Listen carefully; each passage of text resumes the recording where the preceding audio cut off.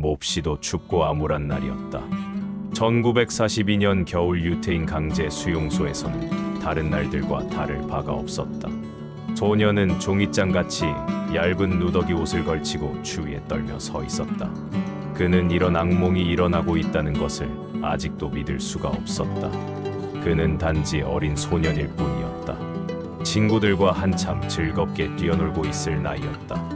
미래를 계획하고 성장하고 결혼하고 가정을 갖는 꿈에 부풀어 있어야 할 나이였다. 그러나 그 꿈들은 어디까지나 살아있는 자들의 몫이었다. 그는 더 이상 살아있는 사람이 아니었다. 집에서 붙잡혀 수만 명의 다른 유태인들과 함께 이곳에 끌려온 이후로 그는 하루하루 순간순간에 간신히 목숨을 이어가는 거의 죽은 상태나 다를 바가 없었다. 철조망이 둘러쳐진 담장 곁을 이리저리 걸어 다니고 있었다. 추위로부터 체온을 지키기 위해 앙상하게 마른 몸을 두 팔로 감싸고서 무엇보다도 배가 너무 고팠다. 기억할 수도 없을 만큼 너무도 오랫동안 배가 고팠다. 맛있는 음식은 꿈속에나 있는 것이었다. 날마다 사람들은 사라져갔고 행복한 과거는 단지 꿈속의 일에 불과했다. 그는 점점 더 깊은 절망 속으로 빠져들었다. 그 순간 철조망 건너편을 지나가고 있는 한 소녀가 눈에 띄었다. 그녀도 걸음을 멈추고 서로 바라보았다. 너무도 슬픈 눈이었다. 그 눈은 서로의 처한 상황을 이해한다는 그런 눈이었다. 낯선 소녀가 가련한 모습에 서로를 바라보는 것이 너무 부끄러워 고개를 돌리고만 싶었다.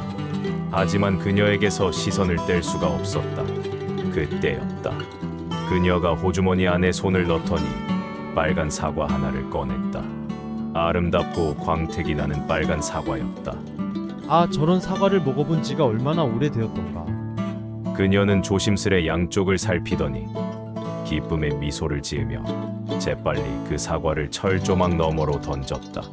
그는 추위에 얼어붙은 손가락을 떨면서 얼른 뛰어가서 그 사과를 집어들었다. 죽은 것과 다를 바 없는 그에게 이 사과 한 알은 생명과 사랑의 표현이었다. 그 소녀가 멀리 사라져가는 모습을 오래도록 지켜보았다. 그 다음 날 그 소녀는 자신의 마음을 억제하지 못하고 똑같은 시간에 다시 철조망 근처로 나갔다. 물론 그 소녀가 다시 나오리라고 기대한다는 것이 얼마나 어리석은 생각인가를 알고 있었다.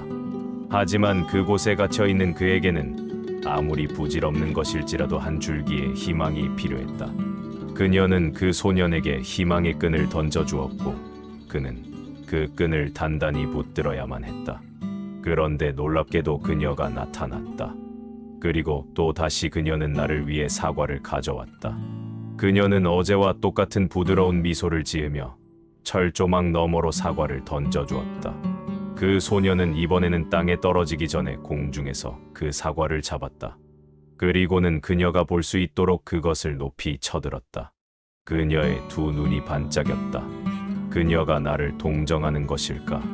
어쩌면 그럴지도 모르지만 그 소녀는 그런 것에는 신경을 쓰지 않았다. 그녀를 바라보는 것이 그저 행복할 따름이었다. 아주 오랜만에 처음으로 그 소년의 가슴 속에 인간의 감정이라는 것이 싹 트는 것을 느꼈다. 그리고 7달 동안 그 둘은 그런 식으로 만났다. 어떤 때는 몇 마디 말을 주고받기도 했다. 어떤 때는 그냥 사과만 오갔다.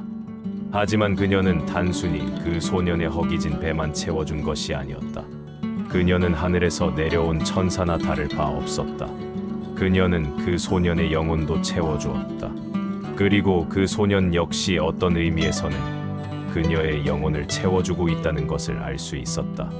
어느 날 그 소년은 놀라운 소식을 들었다. 다른 수용소로 이동한다는 것이었다. 그것은 그 소년에게는 삶의 끝을 의미했다. 그리고 그것은 분명히 그 소년과 친구들과의 만남이 종말을 맞이한다는 것을 의미했다. 이튿날 소녀를 만나 인사를 하면서 그 소녀는 가슴은 무너질 것만 같았다. 그는 떨려서 거의 아무 말도 할 수가 없었다. 그 소녀는 그녀에게 단지 이렇게 말했다. 내일부터는 사과를 갖고 오지 마. 나는 다른 수용소로 가게 될 거야. 우린 다시는 만나지 못할 거야.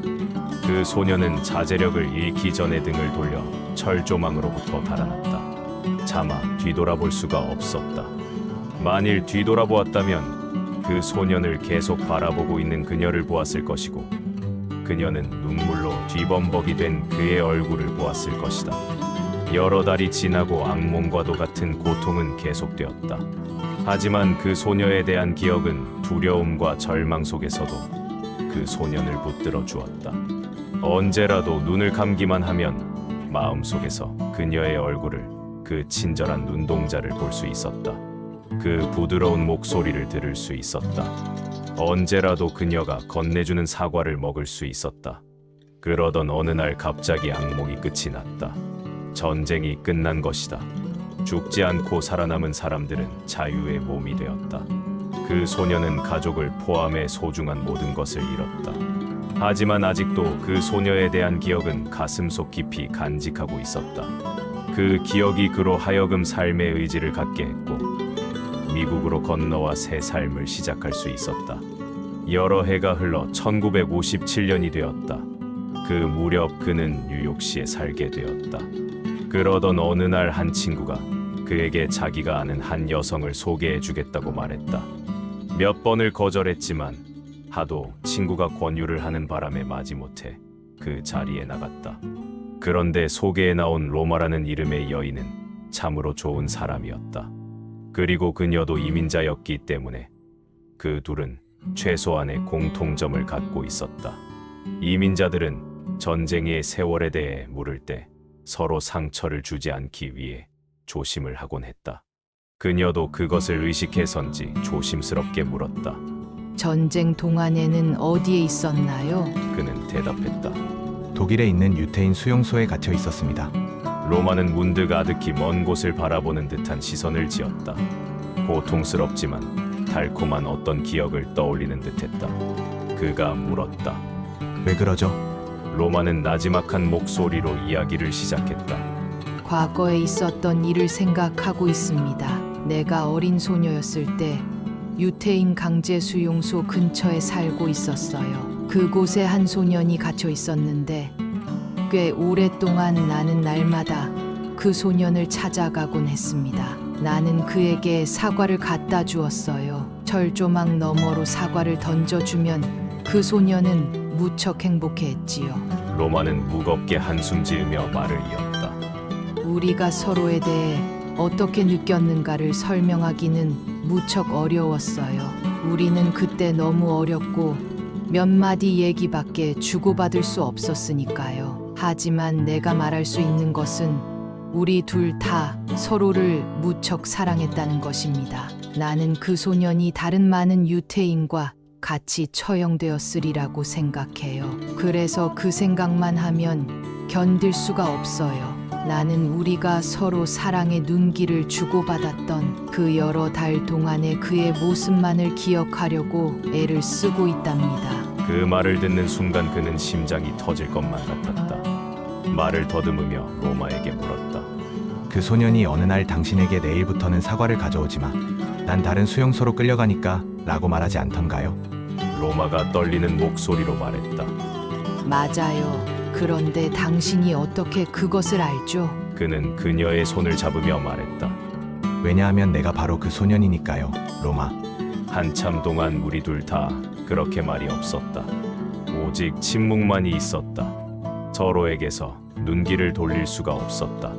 그리고 차츰 시간의 장막이 걷히면서 우리는 눈동자 뒤에 있는 서로의 영혼을 알아보았다.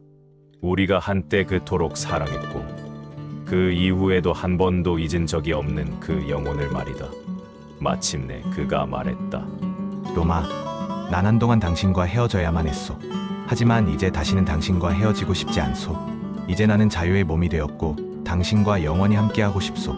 나와 결혼해 주겠소? 나는 그녀의 눈에서 한때 내가 보았던 그 반짝임을 다시 보았다. 그녀가 말했다. 네, 당신과 결혼하겠어요. 그리고 서로를 껴안았다. 그 여러 달 동안 그토록 갈망했었지만 철조망 때문에 할 수 없었던 간절한 포옹이었다. 이제 어떤 것도 다시는 그들을 방해할 수 없었다. 그가 로마와 다시 만난 것은 유태인 수용소에서 헤어진 그날로부터 40년이나 흘렀던 것이다. 운명은 그 전쟁 기간 동안 그에게 희망의 약속을 보여주기 위해 그들을 만나게 했고, 이제는 그 약속을 지키기 위해 그들을 다시 재회하게 한 것이다.